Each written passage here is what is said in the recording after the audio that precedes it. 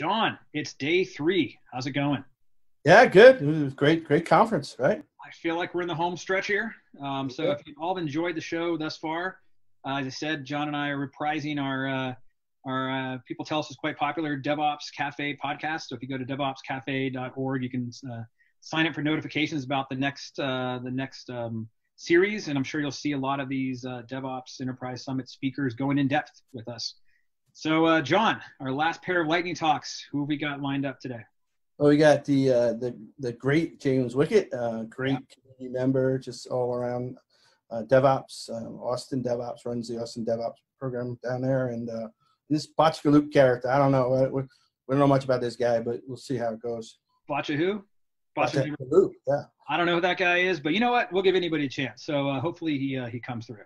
See how it goes. Here's the last pair, and thank you all very much for watching all of our lightning talks. Thank you. Yeah. Bye, everybody. The lessons we learn in complex systems today are not too far removed from the lessons that we can learn in the past, and my hope is that in this brief talk we uncover 4 lessons of chaos. Hi, my name is James Wickett. I'm the head of research over at Verica. I'm an instructor at LinkedIn Learning and an organizer at DevOps Days Austin and DevSecOps Days Austin. Verica, where I work, we're building chaos engineering and continuous verification tools that are built out of our experiences at places like Netflix and other large enterprises. Well, let me tell you about the 1890s and this fast-growing, cutting-edge technology company, the Missouri-Kansas-Texas Railway, pronounced the Katy. The railway had a lock on transportation in the region, but they needed more sales. Well, enter William Crush. He was a ticket sales agent and a member of the digital transformation team, I'm sure. Crush had this idea on how to get more people to ride the train. Simply create an event where everybody wanted to go to. Well, train demolition events where you crash 2 trains together had started to pop up around the country, but they weren't exactly successful yet.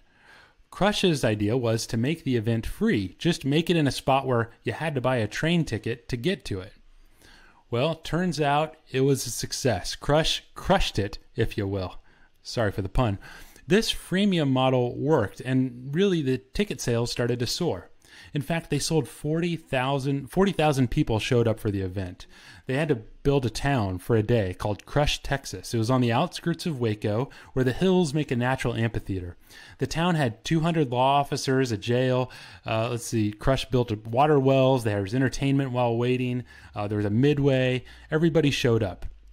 Well, because of this, Crush also started unlocking Google AdWords back in the 1890s and sold advertisements on the side of the trains. And here's a photo op that they took of the trains before the big crash.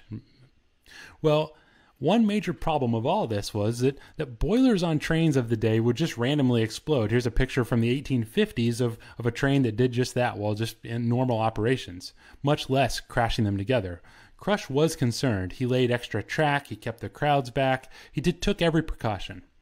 Well, the day and the time came, and the rumble of the 2 trains started, faint and far off at first, but growing nearer and more distinct with each fleeting second.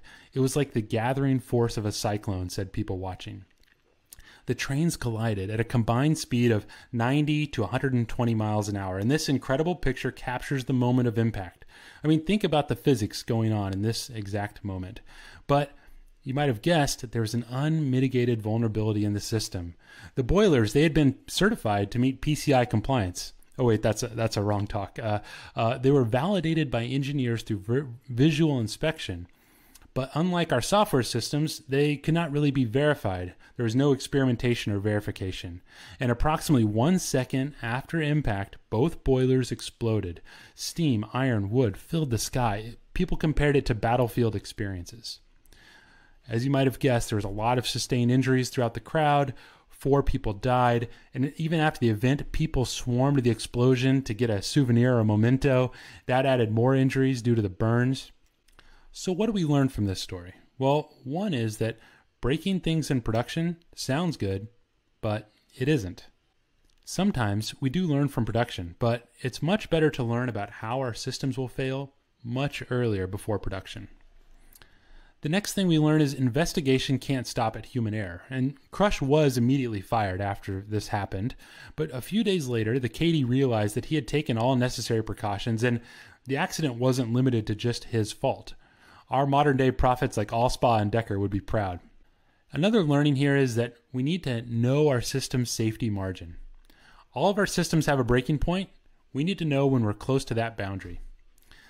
The last thing that we can learn here is that verification beats validation every time. This means actually experimenting with what we have and verifying it versus just validating a configuration or passing audit or, somehow visually inspecting something. So those are my 4 lessons learned. Breaking things in production sounds great but isn't. Investigation can't stop at human error. Know your system's safety margins, and verification beats validation every time. If you like this story, or you're more interested in chaos engineering, I would like to send you a free copy of this book that Casey Rosenthal and Nora Jones just wrote. Simply go to verica.io/book and we'll get that taken care of for you.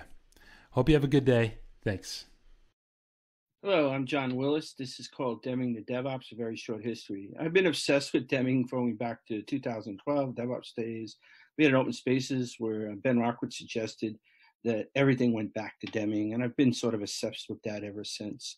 Last October, I went to work for Red Hat with Andrew Clay Schaefer, Kevin Baer, Jay Bloom.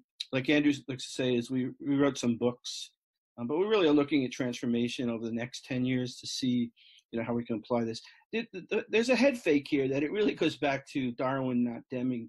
Because Darwin really puts a staking ground in the heart of determinism versus non-determinism with his Origin of Species. Really sets the stage for 19th century thinking.